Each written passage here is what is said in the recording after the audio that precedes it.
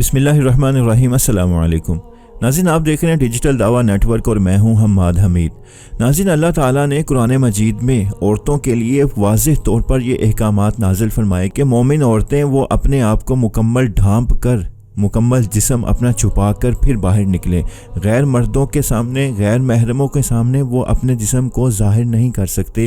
وہ اپنا پورا جسم سر سے لے کر پاؤں تک ایک ایک چیز اس کو چھپا کے، اپنی چادر اوڑھ کے، عبایا پہن کے، وہ اپنے جسم کو چھپا کر کسی بھی طریقے سے وہ پھر باہر نکلے گھر سے باہر، تب اسے نکلنے کی اجازت ہے۔ ایک اور حدیث میں رسول اللہ صلی اللہ علیہ وسلم کا ارشاد ہے کہ تمہارے سر پر کوئی لوہے کا کیل ٹھونک دے، یہ اس چیز سے بہتر ہے کہ تم کسی غیر محرم کو چھوؤ۔ مطلب کہ اگر کوئی مسلمان عورت ہے تو اس کے لیے یہ بہتر ہے کہ اس کے سر پر کوئی کیل ٹھونک دے، بجائے اس کے کہ کوئی غیر محرم اس کے جسم کو ٹچ کرے، ہاتھ لگائے۔ اور مردوں کے لیے بھی یہی احکامات ہیں کہ تمہارے سر پر کوئی کیل ٹھونک دے، یہ بہتر ہے اس سے کہ تم کسی غیر محرم لڑکی عورت کو ہاتھ لگاؤ۔ تو اس چیز کی ایک زندہ مثال ہمیں بھارت میں دیکھنے کو ملی کہ وہاں بھارت کے ایک یونیورسٹی میں مسلمان عورت مکمل با پردہ، با حجاب، با وقار انداز سے وہ اسٹیج پر آئی اپنی ڈگری، اپنا میڈل وصول کرنے، مگر اس نے پرنسپل سے، وہاں پر آئے چیف گیسٹ سے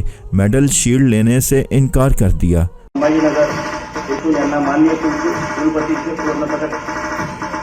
केलेले आहे यांनी आणि त्यांना ग्रंथ खरेदीसाठी 500 रुपये रोख पुरस्कार प्रदान करण्यात येत आहे। मी माननीय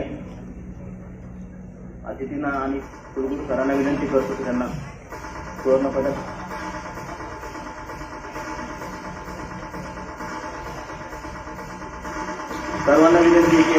اس نے کہا کہ میں اگر یہ لوں گی تو ایک عورت سے لوں گی۔ ساتھ کھڑی خاتون کی طرف اس نے اشارہ کیا کہ میں اس سے میڈل لوں گی، آپ سے نہیں۔ تو پھر اس چیف گیسٹ نے مجبوراً اس لڑکی کے کہنے پر، اس با حجاب، با وقار، با پردہ لڑکی کے کہنے پر وہ پھر مجبور ہوا، اس نے پھر اس خاتون کو شیلڈ پکڑا دی، میڈل پکڑا دیا۔ اس نے پھر اس خاتون نے اس لڑکی کو وہ میڈل دیا۔ ہم شکر ادا کرتے ہیں کہ آج بھی دنیا میں ایسی مسلمان عورتیں موجود ہیں، ایسی مسلمان لڑکیاں موجود ہیں۔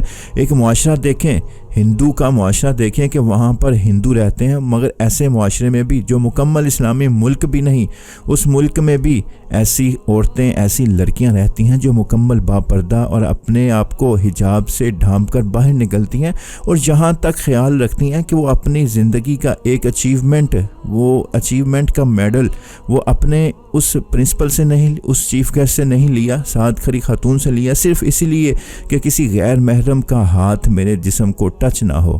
مگر آج ہم اگر اپنے معاشروں میں نظر دہرائیں تو ایسی مثالیں نہیں ملتی، نہ ہونے کے برابر ہیں، الا ماشاء اللہ کوئی ایسا موقع بنتا ہے۔ مگر ہمارے معاشرے میں جیسے بے حیائی کو فروغ دیا جا رہا ہے، بے حیائی کا کلچر ہے، وہ نعوذ باللہ ثم نعوذ باللہ بیان کرنے سے بھی قاصر ہے۔ اللہ تعالیٰ سے دعا گو ہوں کہ اللہ تعالیٰ ہمارے معاشرے کو سیدھی راہ پر چلائے اور مکمل با حیا معاشرہ بنائے، آمین۔